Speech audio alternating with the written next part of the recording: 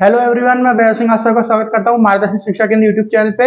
आशा करता हूँ सब लोग ठीक होंगे, अपनी तबीयत का पूरा पूरा ख्याल रख रहे होंगे और अपनी पढ़ाई में पूरी पूरी मेहनत कर रहे होंगे। तो चलिए बिना किसी देरी के आज की वीडियो शुरू करते हैं। ये हमारी वीडियो होने वाली है करंट अपडेट्स की वीडियो, मॉर्निंग करंट अपडेट्स की। डेट क्या है आज? डेट है 20 मार्च 2023। तो 20 मार्च की 2023 की जो करंट अपडेट्स है उनके बारे में हम इस वीडियो में डिस्कस करने वाले हैं। पहली न्यूज देखते हैं। पहली न्यूज क्या है? आहार 2023 फेयर हेल्ड इन दिल्ली। तो क्या कह रही है ये न्यूज? आहार 2023 फेयर, फेयर मतलब मेला। तो जो आहार 2023 मेला है ये दिल्ली में हो रहा है, ठीक है, ये दिल्ली में हुआ है। ओके, ये न्यूज ये कह रही है। अब ये आहार 2023 मेला क्या है इसके बारे में हमको जानना है। देखिए, आहार, आहार का मतलब क्या होता है? खाने को बोलते हैं, ठीक है। जो खाने की चीज होती है उनको आहार बोलते हैं। तो ये जो मेला है ये खाने से ही रिलेटेड है। ये जो मेला है खाने से ही रिलेटेड है। ये एशिया, जो हमारा महाद्वीप है ना एशिया, भारत कौन से महाद्वीप में आता है? एशिया में, है ना। कितने महाद्वीप है? देखिए, north America, south America, Atlantica, ठीक है। उसके बाद यूरोप, अफ्रीका और एशिया और ऑस्ट्रेलिया, ठीक है। तो ये जो 7 महाद्वीप है उनमें से भारत कहाँ आता है? एशिया में आता है भारत। तो एशिया का सबसे बड़ा, एशिया का सबसे बड़ा खाने का मेला है ये, ठीक है, जिसमें खाना प्रोवाइड किया जाता है, ठीक है, जिसमें खाना प्रोवाइड किया जाता है। अब इसमें बहुत सारे लोग आते हैं, जैसे होटल्स आते हैं बहुत सारे ना, होटल्स के लोग आते हैं बहुत सारे, या फिर कोई अलग कोई दुकान वाला है, या कुछ भी किसी भी चीज से रिलेटेड है, जो कोई केटरिंग सर्विस है ना, कोई केटरिंग सर्विस है, कोई भी चीज जो खाना बनाते हैं वो सब आके यहाँ पे अपना खाना बना के और लोगों को खिलाते हैं। किस लिए? प्रमोशन के लिए। यहाँ पे अपना प्रमोशन करते हैं ये लोग। ये जो मेला है किसके द्वारा ऑर्गेनाइज किया जाता है? ये गवर्नमेंट ऑफ इंडिया की जो गवर्नमेंट ऑफ इंडिया की मिनिस्ट्री है। कौन सी मिनिस्ट्री है गवर्नमेंट ऑफ इंडिया की? Food processing ministry. कौन सी? Ministry of food processing. ये वाली जो मिनिस्ट्री है इसके द्वारा। और दूसरी एक ऑर्गेनाइजेशन है, क्या नाम है उस ऑर्गेनाइजेशन का? उसका नाम है agriculture processed food product export development authority, ठीक है। ये दोनों मिलके, कौन कौन? एक तो आपकी ministry of food processing, ministry of food processing, और दूसरी कौन सी? ये आपका एक ऑर्गेनाइजेशन है जिसका नाम है agriculture processed food, agriculture processed food. Processed food क्या होता है? प्रोसेस्ड फूड मतलब जो खाना पहले से प्रोसेस हुआ होता है। जैसे ये बहुत सारे जो आपके जैसे चिप्स वगैरह मिलती है ना, लेस की चिप्स मिलती हैं, बिस्किट मिलते हैं, ये सब जो होते हैं ये क्या होते हैं? ये आपके प्रोसेस्ड फूड होते हैं, जो पहले से प्रोसेस हुए होते हैं, जो साथ के साथ नहीं बनाए जाते हैं, उनको प्रोसेस्ड फूड बोलते हैं, ठीक है। तो agriculture processed food product export development authority, ठीक है। ये दोनों मिलके ये जो फेयर है आपका, ये जो मेला है, इसको ऑर्गेनाइज करा रही है, ठीक है। अब इसमें इंडिया से कोई केटरिंग सर्विस वाला है, ठीक है, किसी की कोई शॉप है ना, जो खाना बनाता है, कोई स्ट्रीट फूड वाला है, कोई स्ट्रीट फूड की शॉप है किसी की, या तो कोई होटल वाला है। ये सब लोग एक्सेट्रा जो भी हैं जो खाने के ऊपर काम करते हैं, ठीक है, या जो कोई शेफ है इंडिया का, कोई शेफ है इंडिया का, तो कोई भी जो खाने के ऊपर काम करता है वो यहाँ पे आ सकता है और बना के लोगों को खिला के अपना जो खाना है उसका प्रमोशन कर सकता है, कर सकता है। इसीलिए ये जो मेला है ऑर्गेनाइज होता है, ठीक है। और जब ये मेला ऑर्गेनाइज होता है तो हर बार क्या होता है? हर बार कॉम्पिटिशन्स भी होते हैं। यहाँ पे अलग अलग जो शेफ्स होते हैं उनके बीच में कॉम्पिटिशन होते हैं। देखिए, जो बहुत फेमस शेफ होते हैं, चाहे इंडिया के हो चाहे इंडिया के बाहर से हो, वो क्या करते हैं? वो लोग अपनी जो सिग्नेचर डिशेज होती हैं, सिग्नेचर मतलब जो उनकी सबसे बड़ी डिशेज होती है, जो उन्होंने बहुत मेहनत से बनाई होती है ना, जैसे कुछ ना कुछ होता है। सिग्नेचर क्या होता है? आपकी पहचान होती है। तो ऐसी डिश जो उनकी पहचान हुई होती है ना, जिससे उनकी पहचान होती है, सबसे बड़ी उनकी डिश होती है। ऐसी कुछ डिश अपनी बना के खिलाते हैं जो बड़े बड़े शेफ होते हैं, चाहे वो इंडिया से हो या इंडिया से बाहर से हो। और जो छोटे शेफ होते हैं, थोड़े जो इतने फेमस नहीं हुए होते, वो तो उन सबके बीच में यहाँ पे कॉम्पिटिशन होता है और उनको सर्टिफिकेट दिया जाता है, ठीक है। उनको सर्टिफाइड किया जाता है कि ये जो है जीते हैं यहाँ पे, और बाकी पार्टिसिपेशन सर्टिफिकेट दिए जाते हैं कि इन लोगों ने पार्ट लिया था इस कॉम्पिटिशन में। ये होता है आपका आहार 2023, जो हर बार आहार, कुल मिला के मेले का नाम क्या है? आहार मेला, ठीक है। 2023 में हुआ, इसलिए इसके आगे 2023 लगा दिया गया है। कहां पे हुआ है ये? दिल्ली में, दिल्ली के प्रगति मैदान में। अब आप सोचोगे ये जो खाना मिलता है फ्री में मिलता है क्या? कोई भी जा सकता है? देखिए, जा कोई भी सकता है, लेकिन फ्री नहीं होता है, ठीक है। इसकी एक फीस होती है। ये फीस आपकी 50 रुपए से लेके 1000 रुपए तक हो सकती है। ये जो फीस है आपकी 50 से लेके 1000 रुपए तक की हो सकती है, ठीक है। उसके बाद आपने जैसे ये लिया, वो मील्स के ऊपर डिपेंड करती है, आपने किसका खाना लेना है। मील मतलब खाना जो होता है, किसका खाना लेना है, कौन से वाले सेक्शन में जाना है। अलग अलग सेक्शन बने हुए होते हैं ना, तो जो बिल्कुल जैसे मैंने आपको एक सिग्नेचर डिश बनाई जाती है, वो महंगी होंगी। अगर आपको सिग्नेचर डिश खानी है, कुछ होटल्स होंगे पर्टिकुलर, वो अलग सेक्शन में बटे होंगे, उनकी डिश खानी है, वो थोड़ी महंगी होंगी, सस्ती होंगी, जैसे स्ट्रीट फूड वगैरह की कोई दुकान है या ऐसे कोई होटल है नॉर्मल, वो सब खाने होंगे वो सस्ते होंगे। तो उस हिसाब से 50 से लेके 1000 तक इसका टिकट जो है हो सकता है। हो रहा है कहां पे? दिल्ली के प्रगति मैदान में।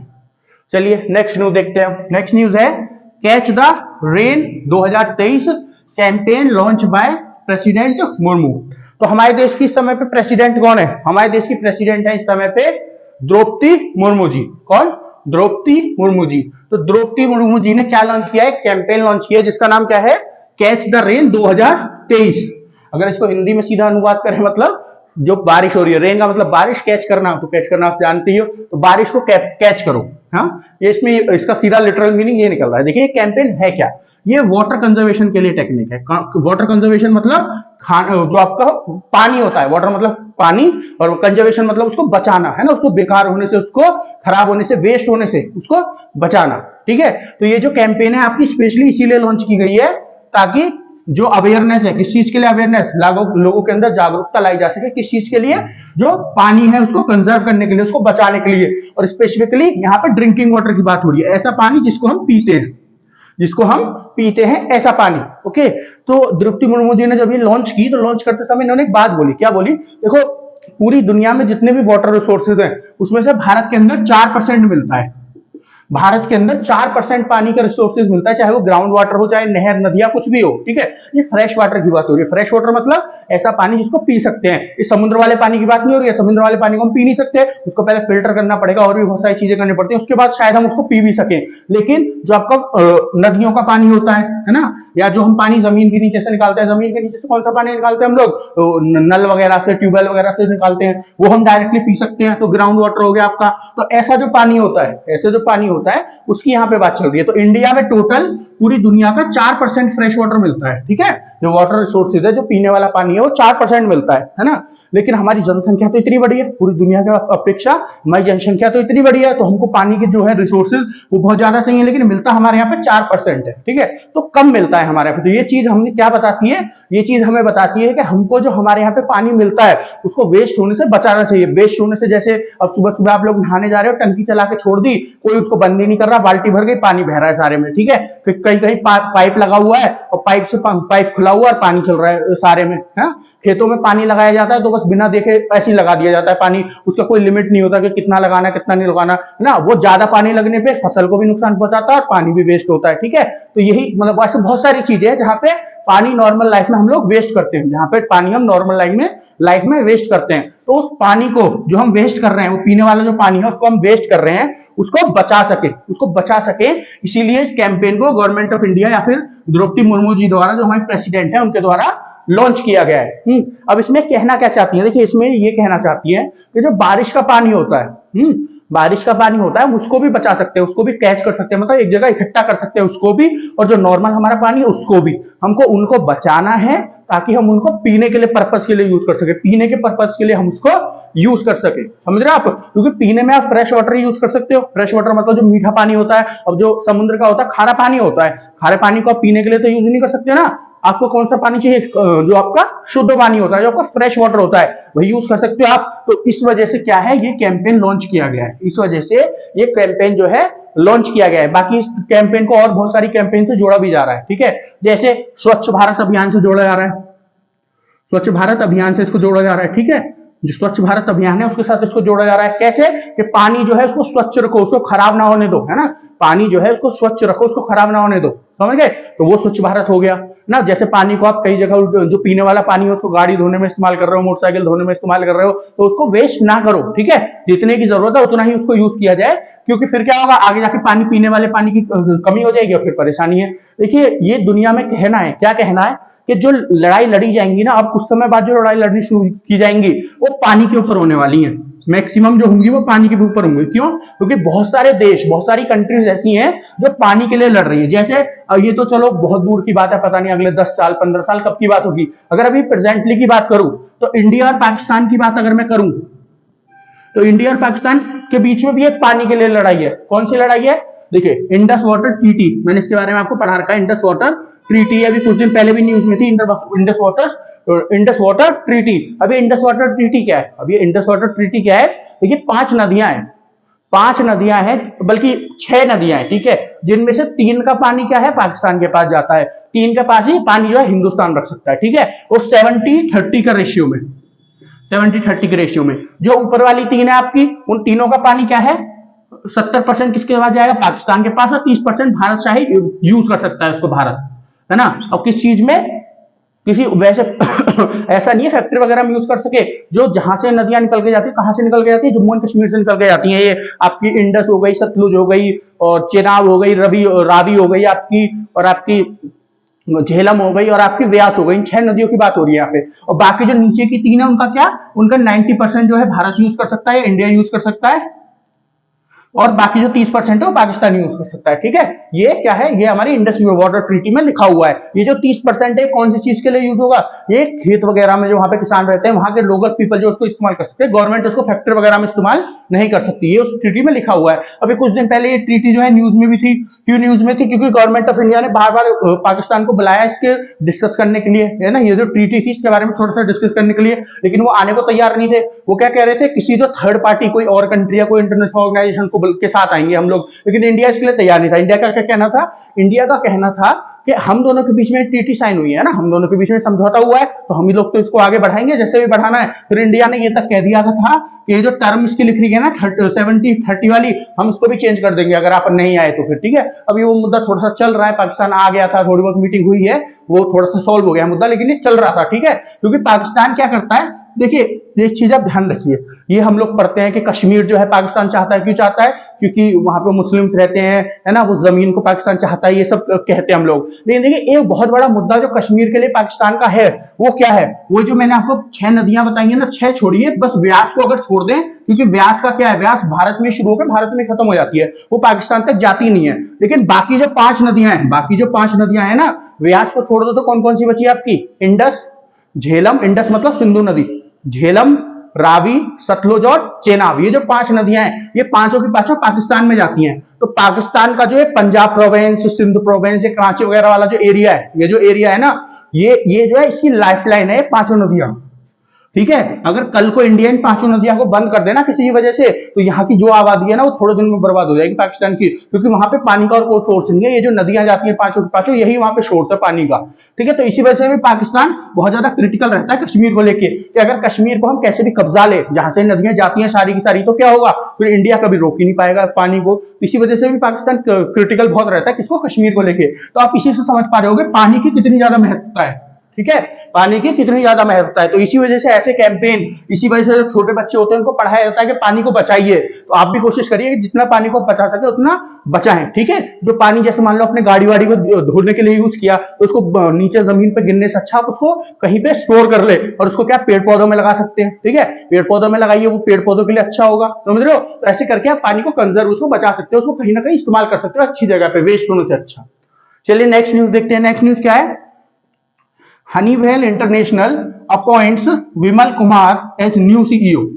तो ये जो हनीवेल इंटरनेशनल एक कंपनी है, ये कंपनी है, इसने क्या किया है, इसने अपने एक नया सीईओ मतलब चीफ एग्जीक्यूटिव ऑफिसर, अपना एक नया सीईओ चीफ एग्जीक्यूटिव ऑफिसर चुना है। किसको चुना है नया सीईओ अपना, इसने अपना नया सीईओ चुना है विमल कपूर को। किसको, विमल कपूर को इसने अपना नया सीईओ चुना है। इसके पुराने सीईओ कौन थे, मतलब ये जो विमल कपूर हैं, ये किसको हटा के सीईओ बने, तो इन्होंने हटाया था आपके डेरिक्स एडिमजिक। किसको, डेरिक्स एडिमजिक, इनको हटा के कौन सीईओ बन गए, विमल कुमार।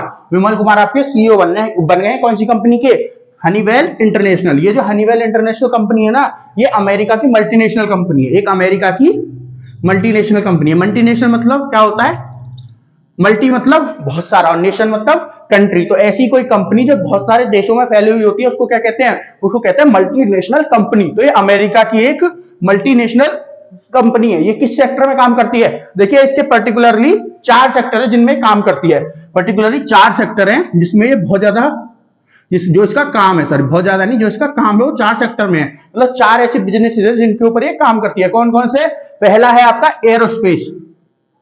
एरोस्पेस मतलब एरोप्लेन वगैरह से रिलेटेड जो चीज होती है, एरोप्लेन बनाना, एयरक्राफ्ट बनाना, हेलीकॉप्टर बनाना, चाहे वो कमर्शियल फ्लाइट हो चाहे मिलिट्री बेस्ड फ्लाइट हो, ये जो बनाते हैं, ठीक है, वो एयर स्पेस सेक्टर होता है आपका, ठीक है।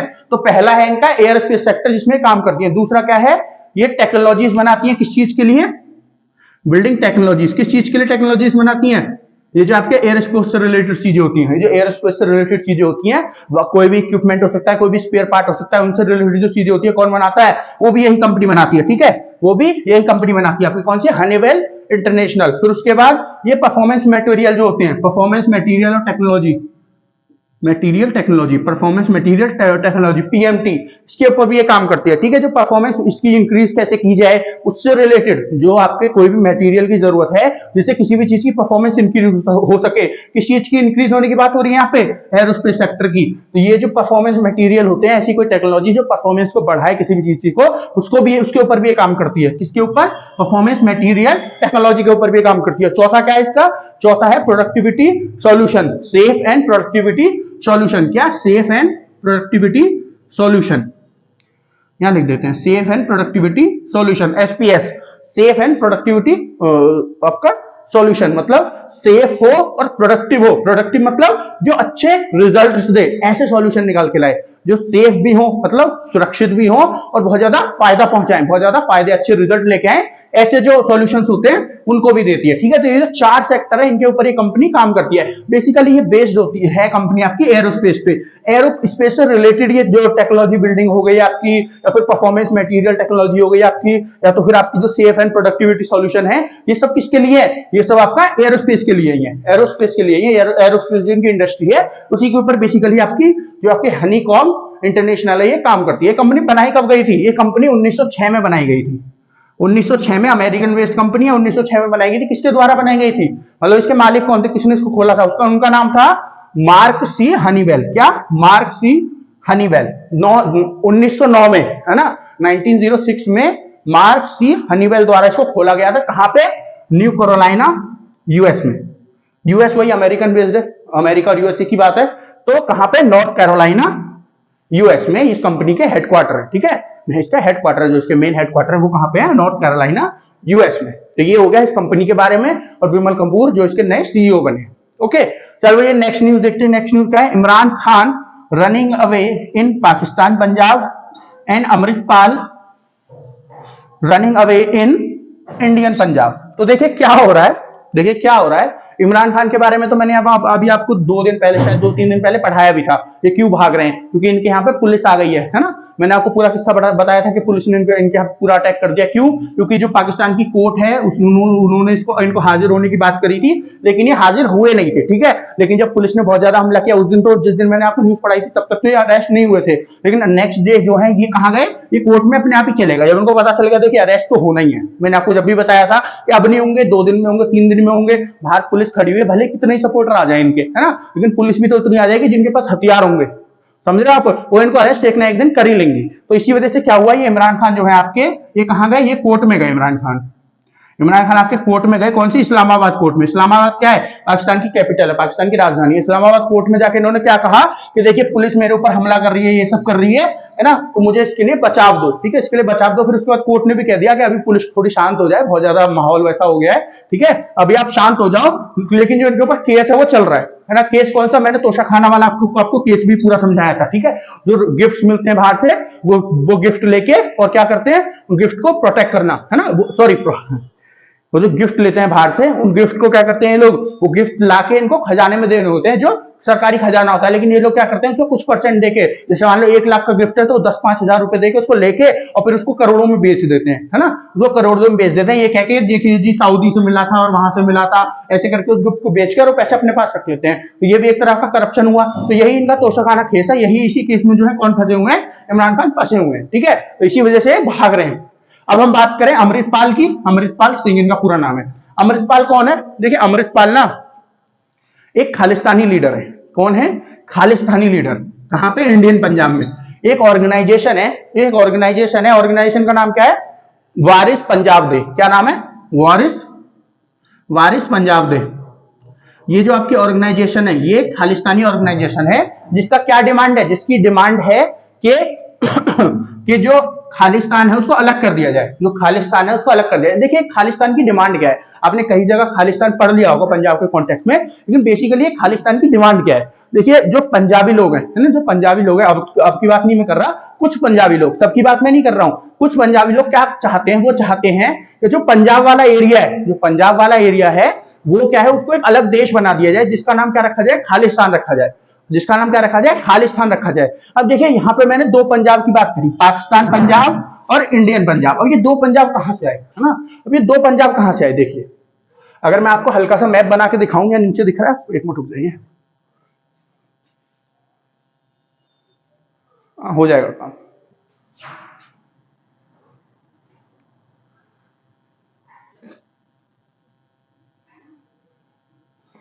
हाँ ये मान लीजिए कश्मीर है, थोड़ा सही से मैप नहीं बना क्योंकि जगह कम थी, तो ये तो कश्मीर हो गया, जम्मू एंड कश्मीर हो गया ऊपर, तो मतलब जम्मू एंड कश्मीर और लद्दाख, यहाँ पे पंजाब पड़ेगा। तो देखिए ये तो है इंडियन वाला पंजाब, और यहाँ पे इतना बड़ा जो है ये क्या आंसर है, ये है आपका पाकिस्तान पंजाब, ये इंडियन पंजाब है, यहाँ पे पी लिख रहा है, दूसरा क्या है, पाकिस्तान पंजाब, है ना, ये और भी बड़े एरिया में, थोड़ा सा मैंने खाली समझाने के लिए बना दिया है।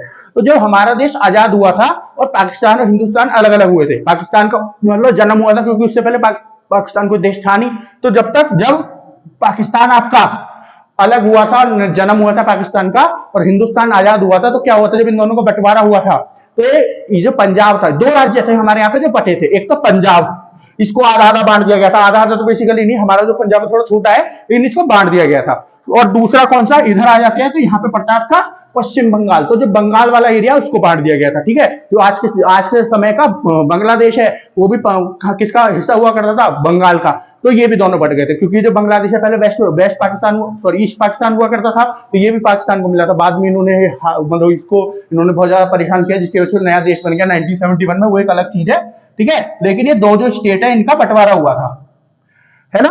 तो ये वाला जो पंजाब है इसकी बात मैं कर रहा हूँ, इस वाले पंजाब की बात कर रहा हूँ जहां पे कौन भाग रहे हैं, इमरान खान भाग रहे हैं, और जो हमारा वाला पंजाब है यहाँ पे कौन भाग रहे हैं, अमृतपाल, समझ रहे हैं आप। तो ये जो एरिया है, जो पहली डिमांड थी, जो खालिस्तान की रियल डिमांड थी, उसकी बात मैं कर रहा हूं, अब जो डिमांड कर रहे हैं उसकी बात नहीं कर रहा, जो रियल डिमांड थी खालिस्तान की वो क्या थी, कि जो पंजाब वाला पूरा एरिया है इसको फ्री करके, है ना, और इसको एक अलग देश बना दिया जाए, ये थी डिमांड। अब क्या हो रहा है, अब तो खाली ये हो रहा है क्योंकि ये जो हिंदुस्तान वाला पंजाब है इसको अलग करके इसको एक अलग देश बना दो, तो क्यों हो रहा है, क्योंकि अब जितने भी ये लोग हैं, जैसे अमृतपाल हो गया है, जैसे ये वारिस, जो है आपकी वारिस पंजाब दे वाली जो ऑर्गेनाइजेशन है, और भी ऑर्गेनाइजेशन है बहुत सारी, कनाडा वगैरह में बैठी हुई, और बहुत सारे देशों में बैठी हुई है, ये तो पाकिस्तान की जो आईएसआई है उसके द्वारा, पाकिस्तान की जो आईएसआई है उसके द्वारा वो की जा रही है फंडेड, कि आप जो है हिंदुस्तान को तोड़ो, कैसे भी तोड़ने की कोशिश करो, ये जो हिस्सा है इसको अलग कर दो, इसकी चीज की बात चल रही है, ठीक है, आईएसआई करवा रही है, इसी वजह से तो खाली हिंदुस्तान वाले पाकिस्तान की बात, सॉरी हिंदुस्तान वाले पंजाब की बात हो रही है, पाकिस्तान वाले की बात नहीं हो रही, समझ रहे हो आप। लेकिन जो रियल डिमांड थी वो सारे की डिमांड थी, ठीक है। इसी को लेकर 1980s में भी पहले बहुत दंगे हो चुके हैं, कहां पे, पंजाब में, है ना, भिंडेवाला के बारे में अगर आपने सुना हो, ऑपरेशन ब्लू स्टार के बारे में अगर आपने सुना हो तो, ठीक है, इसके लिए पहले भी पंजाब में बहुत ज्यादा दंगे हो चुके हैं। तो क्या हुआ अभी, ये जो अमृतपाल है बहुत ज्यादा डिमांड कर रहा था किस चीज के, लीडर है इसका, ठीक है, ये लीडर है इसका, ये बहुत ज्यादा डिमांड कर रहा था, पहले कनाडा में रहता था, अभी कुछ समय पहले ये कहां पे आया है, 2021 में या 2022 के स्टार्टिंग में इंडिया में आया था, अभी ये यहाँ का लीडर बन गया था, किसका, वारिस पठान, वारिस पंजाब दे का, है ना, जो ऑर्गेनाइजेशन है लीडर था, और ये डिमांड कर रहा था नई नई जगहों पे जाके, अलग अलग ऑर्गेनाइजेशन में जाके, सोशल मीडिया पे इसके जो ट्विटर प्लेटफॉर्म था वो भी ब्लॉक कर दिया गया था होम मिनिस्ट्री के द्वारा, ठीक है, जो हमारे यहाँ की होम मिनिस्ट्री, हमारे यहाँ के होम मिनिस्टर कौन है, होम मिनिस्टर है हमारे अमित शाह जी, तो जो होम मिनिस्ट्री को हेड करते हुए होते हैं होम मिनिस्टर, कौन है, अमित शाह जी, तो इनके द्वारा इनका जो ट्विटर अकाउंट है वो भी ये वहां से उल्टी सीधी क्या करते थे, ट्वीट्स किया करते थे, इनका इंस्टाग्राम अकाउंट जो है वो भी क्या कर दिया गया था, बैन कर दिया गया था, इसी वजह से तो पुलिस को जो है होम मिनिस्ट्री ने क्या कहा था, चेतावनी दी थी कि आप जो है देखो ये कुछ ना कुछ उल्टी सीधी हरकत कर रहे हैं, कहीं दोबारा से 1980 जैसा हाल ना हो जाए पंजाब का। उस समय पे बहुत ज्यादा दंगे हुए थे पंजाब में, आतंकवादी जो पूरा संगठन था वो कहां जाके बैठ गया था, वो जाके बैठ गया था आपको गोल्डन टेम्पल में, जो भिंडे वाला है पूरा इसकी ऑर्गेनाइजेशन थी पूरी खालिस्तान वाली, ये जाके बैठ गई थी कहां पे, गोल्डन टेम्पल में। फिर इसको मिलिट्री को पूरी को करना पड़ा था गोल्डन टेम्पल में, उसको भगाने के लिए वहां से, उनको मारने के लिए वहां से, समझ लो वो एक पूरा अलग केस है, कभी आपको ऑपरेशन ब्लू स्टार पढ़ाएंगे तो उसके बारे में सारा कुछ पढ़ाएंगे, फिलहाल आप ये समझिए कि 1980 ऐसा केस ना हो जाए, इस चीज के लिए वार्निंग दी थी किसने? होम मिनिस्ट्री ने। तो जो पंजाब पुलिस है उसने जो क्या किया, उसने यहाँ पे रेड डाली, कहां पे? अमृतपाल, ये जो पूरी ऑर्गेनाइजेशन है इनकी, इसकी अमृतपाल की कौन सी? वारिस पंजाब देखी, यहाँ पे क्या है? रेड डाली। अमृतपाल तो यहाँ से भाग गया है, ठीक है, लेकिन यहाँ पे 78 लोगों को किसने पकड़ा? पंजाब पुलिस ने पकड़ा है। पंजाब पुलिस का कहना है कि अमृतपाल को भी अगले हम कुछ दिन में पकड़ लेंगे, ठीक है। कल पूरे दिन न्यूज में यही चल रही थी न्यूज, ठीक है, कि अमृतपाल को भी कुछ दिन में हम लोग पकड़ लेंगे। ओके, इसी चीज के ऊपर न्यूज, यही जो है पूरा केस है जो है कि अमृतपाल को भी कुछ दिन के ऊपर अंदर हम पकड़ लेंगे और इसको भी क्या करना है? जेल में डाल देंगे, ताकि ये जो उल्टी सीधी हरकतें कर रहा है ये ना हो। ओके, चलिए अब नेक्स्ट न्यूज देखते हैं। नेक्स्ट न्यूज क्या है? US banks fail and India's RBI win global award.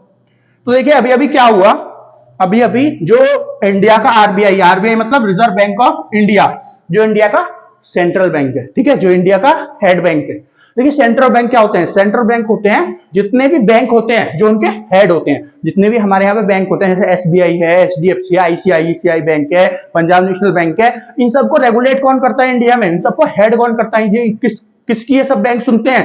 ये सब सुनते हैं जो हमारा सेंट्रल बैंक है, किसकी? आरबीआई की, रिजर्व बैंक ऑफ इंडिया। उसी तरह हर एक देश में कोई ना कोई सेंट्रल बैंक होता है। तो जो हमारा सेंट्रल बैंक है आरबीआई, इसके जो गवर्नर है इस समय, इसके गवर्नर कौन है? शक्तिकांत। कौन है इसके गवर्नर? इसके गवर्नर है आपके शक्तिकांत दास। कौन? शक्तिकांत दास। तो जो शक्तिकांत दास जी हैं इनको एक अवार्ड मिला है, ठीक है, इनको अवार्ड मिला है किस चीज का? गवर्नर ऑफ द ईयर का award, governor of the year का अवार्ड। तो इसी अवार्ड के बारे में बात हो रही है जो ग्लोबल अवार्ड हुआ है, ठीक है। अब क्या बात हुई है कि देखिए अभी कुछ दिन पहले मैंने पढ़ाया था कि इनका एक बैंक है, कौन सा? Silicon valley bank. किसका?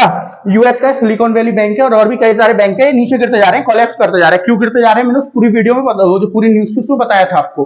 तो एक तरफ पे जो यूएसए के बैंक है और पता चल रही है बहुत सारी ऑर्गेनाइजेशन है, बहुत सारे लोग जो इकोनॉमिस्ट हैं और बहुत सारे बिजनेसमैन है, वो क्या बता रहे हैं कि यूएस के अभी कुछ और बैंक जो है कोलैप्स करेंगे और यूरोप के भी कई बैंक जो है अभी धीरे धीरे कोलैप्स करेंगे। लेकिन वहीं पे जो यही इंटरनेशनल ऑर्गेनाइजेशन है, चाहे वो यूएस से रिलेटेड हो, आपके यूरोप से रिलेटेड हो, या फिर कोई बिजनेसमैन है, वो क्या कह रहा है कि इंडिया इस सबसे सेफ है, इंडिया जो है उसके बैंक कोलैप्स नहीं करेंगे। थोड़ा बहुत दिक्कत आ सकती है, ठीक है, लेकिन वो दिक्कत जो है नॉर्मल आदमी तक नहीं पहुंचेगी। जो नॉर्मल आपके आदमी है, आम आदमी है, वहां तक नहीं पहुंचेगी, वो इनका आरबीआई संभाल लेगा, इतना स्ट्रॉन्ग इनका आरबीआई है, ठीक है। तो जहां पूरी दुनिया में स्थिति खराब है, पूरी दुनिया जो है एक दूसरे की इकोनॉमी से रिलेटेड होती है, कहीं कोई परेशानी होती है, जैसे आपकी कोरोना आया है ना, पूरी दुनिया को दिक्कत हुई, ठीक है, तो पूरी दुनिया की इकोनॉमी एक दूसरे से रिलेटेड है ना, ग्लोबलाइजेशन से सबसे रिलेटेड, बिजनेस, इंपोर्ट एक्सपोर्ट, इन सबके ऊपर सबकी चल रही है और जो आपकी इकोनॉमी होती है। वहीं रशिया यूक्रेन की वॉर चलती है, रशिया एंड यूक्रेन की वॉर चल रही है, उसकी वजह से भी बहुत सारे देश अफेक्ट हो रहे हैं, समझ रहे आप। तो अब रशिया जो आपका यूएसए, इसके बैंक गिर रहे हैं, है ना, इसके बैंक धीरे धीरे करके कोलैप्स हो रहे हैं। यूरोप की भी बात चल रही है, इसके भी कई सारे बैंक गिरेंगे, स्विट्जरलैंड वगैरह के और भी कई जगह के। तो इंडिया की बताया जा रहा है, लेकिन इंडिया इस सबसे प्रोटेक्ट है, थोड़ा बहुत फर्क तो पड़ेगा ही। देखिए जब आप इंटरनेशनली ऐसे लिंक होते हो, जियो पॉलिटिकली एक दूसरे से लिंक होते हो, आपका ग्लोबलाइजेशन चल रहा है, आपका बिजनेस हो रहे हैं एक दूसरे के साथ, तो फर्क तो पड़ेगा, थोड़ा बहुत फर्क तो पड़ता है। लेकिन बोला जा रहा है जो बहुत सारी ऑर्गेनाइजेशन, जैसे यूएससी की एक ऑर्गेनाइजेशन है मूडीज, है ना, उसने क्या बोला है कि इंडिया को थोड़ा बहुत फर्क तो देखो सबको पड़ेगा, लेकिन ऐसा फर्क नहीं पड़ेगा जैसे बाकी सब देशों को फर्क पड़ने वाला है, उनकी इकोनॉमी पे फर्क पड़ने वाला है। तो इससे क्या पता चल रहा है कि हमारी इकोनॉमी बेसिकली बहुत ज्यादा क्या है, बहुत ज्यादा रिजिड है, बहुत अच्छे से चल रही है और इसको इतनी आसानी से हिलाया नहीं जा सकता है, ठीक है। इसी वजह से क्या है, जो पिछले पूरे साल में हमारी इतनी अच्छी ग्रोथ रही है, इसी वजह से क्या है, इसी वजह से हमारे जो गवर्नर है उनको क्या दिया गया है, उनको गवर्नर ऑफ द ईयर का भी अवार्ड दिया है। देखो इसको एग्जाम्पल से आपको समझाता हूँ, क्रिकेट का एक एग्जांपल देता हूं आपको। जैसे मान लीजिए कोई मैच चल रहा है, ठीक है, और पिच जो है बहुत खतरनाक पिच है, बॉल बहुत तगड़ी से स्विंग हो रही है, किसी को पता ही नहीं चल रहा कहां से कहां गिर जा रही है, बहुत तेजी से कट रही है स्पिनर की बॉल, ठीक है। अगर ऐसी पिच पे कोई 100 मारता है ना, और नॉर्मल पिच है जो बैटिंग पिच है, जो बहुत अच्छे से बैट पे बॉल आ रही है, वहां पे कोई 100 मारता है, दोनों की जो वैल्यू होती है, या फिर को मान लो बहुत बेकार सिचुएशन है, जैसे वर्ल्ड कप का मैच था, जब T20 वर्ल्ड कप का पहला पाकिस्तान के साथ मैच था, तो विराट कोहली ने जब हमको जिताया था, जब 35 रन पे हमारे विकेट गिर गए थे, 4 विकेट, है ना, तो ये क्या था, ये बहुत बेकार सिचुएशन थी जहां से इंडिया का जीतना एकदम से नामुमकिन था, ठीक है।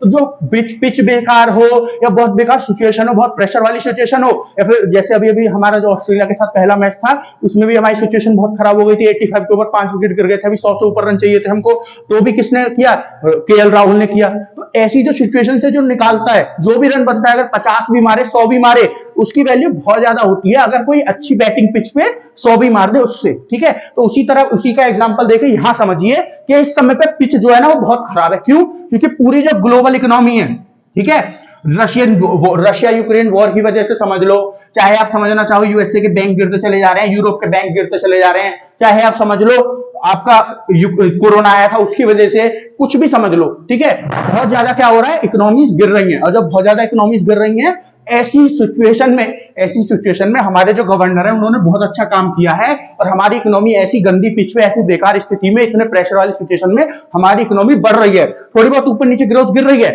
लेकिन हमारी इकोनॉमी बढ़ती चली जा रही है, बढ़ती चली जा रही है, अच्छी ग्रोथ देती चली जा रही है। तो इसी वजह से इनको अवार्ड दिया गया है। इंडिया के गवर्नर्स को अवार्ड पहले भी मिले हैं, लेकिन इस बार इसकी अहमियत इतनी क्यों है? क्योंकि इस समय पर पिच खराब है, सिचुएशन बहुत ज्यादा खराब है, प्रेशर वाली सिचुएशन है। इस वजह से क्या है, ये जो अवार्ड है, ये जो अवार्ड है ये बहुत ज्यादा महत्व रखता है। एक चीज और आप समझिए, हमारा जो फोकस है ना, देखिए किसी भी बाहर के देश पे चले जाओ, जैसे यूएसए वगैरह में चले जाओ, यहाँ के जो बैंक होते हैं ना, यहाँ पे जो पैसे जमा होते हैं ये ज्यादातर किसके होते हैं? ये बड़ी बड़ी कॉर्पोरेशन, कंपनीज, स्टार्टअप्स, इनके पैसे होते हैं। वहीं पे अगर इंडिया की बात करूं ना, तो इंडिया में जो ज्यादा पैसे जमा होते हैं, इंडिया के जो बैंक है, एसबीआई वगैरह, नॉर्मल बैंक की बात कर रहा हूँ, आरबीआई की बात नहीं कर रहा। यहाँ पे क्या होता है, यहाँ पे क्या है, नॉर्मल आदमी के, जो आम इंसान होता है उसकी जो कमाई होती है वो होती है ना, उससे बैंक में खाते बने हुए होते हैं, वहां से बैंक में पैसा होता है। तो जब मान लो कहीं कहीं कोई भी कल पे बैंक गिरेगा तो किस पे फर्क पड़ेगा? आम आदमी पे फर्क पड़ेगा, पैसे उसके डूबेंगे। तो आरबीआई की क्या पॉलिसी है? आरबीआई कहता है कि देखो, आप जो एक बैंक है वो कितनी भी बेकार सिचुएशन में आ जाओ, लेकिन आदमी का पैसा नहीं डूबना चाहिए, जो नॉर्मल आदमी है। ऐसा क्यों कहता है आरबीआई? ठीक है, आरबीआई का कहना है, देखिए सिचुएशन आज खराब है, कल सही हो जाएगी, परसों सही हो जाएगी, एक साल बाद सही हो जाएगी, 2 साल बाद सही हो जाएगी, लेकिन जो लोगों का एक बार विश्वास उठ गया ना, तो फिर वो विश्वास लाने में कई दशक निकल जाएंगे, 10-20 साल निकल जाएंगे उस विश्वास को वापस लाने में। फिर क्या होगा, लोगों का विश्वास उठ गया तो लोग बैंक में पैसा जमा करने की बजाय अपने घर पे रखने लगेंगे पैसा, चाहे घर पे रखें, नॉर्मल कैश की फॉर्म में रखें, चाहे रखें आपका सोना बनवा के रख लें, चाहे प्रॉपर्टी में इन्वेस्ट करके रख लें, लेकिन घर पे रखने लगेंगे पैसा, ठीक है। लेकिन उसको बैंक में जमा नहीं करेंगे, बैंक में जमा नहीं करेंगे तो क्या होगा, जो इकोनॉमी है उसको बहुत ज्यादा फर्क पड़ेगा, ठीक है। तो इसीलिए लोगों का पैसा कभी नहीं डूबना चाहिए, ये आरबीआई का कहना है कि लोगों का पैसा कभी नहीं डूबना चाहिए, चाहे बैंक कितनी भी बुरी स्थिति में आ जाए। बैंक को संभालने के लिए आरबीआई है, लेकिन जो लोगों के पैसे हैं वो कभी नहीं डूबना चाहिए, आरबीआई का कहना है, ठीक है। तो आज के लिए इतना ही, एक बार आप बोर्ड देख लीजिए पूरा, आशा करता हूं आपको सारा कुछ समझ में आ गया होगा। तो दोस्तों आज के लिए इतना ही, आशा करता हूं आपको सारा कुछ समझ में आ गया होगा। फिर भी ऐसी कुछ चीज है जो आपको समझ में नहीं आई तो आपको क्या करनी है, आपको ये वीडियो देख के सीधे सीधे कमेंट सेक्शन में लिख देना है, सर हमारी ये चीज समझ में नहीं आई। तो जो आपकी 21 मार्च की करंट अपडेट्स की वीडियो होगी उसमें आपको सबसे पहले वही न्यूज समझा दूंगा जो आपकी समझ में नहीं आई है, ठीक है। तो आज के लिए इतना ही। हमारा जो चैनल है मार्गदर्शन शिक्षा केंद्र, इसको सब्सक्राइब करें, हमारी वीडियोज उनको ज्यादा लाइक करें और शेयर करें और हमको सपोर्ट करें। तो मिलते हैं आपसे कल, तब तक के लिए धन्यवाद।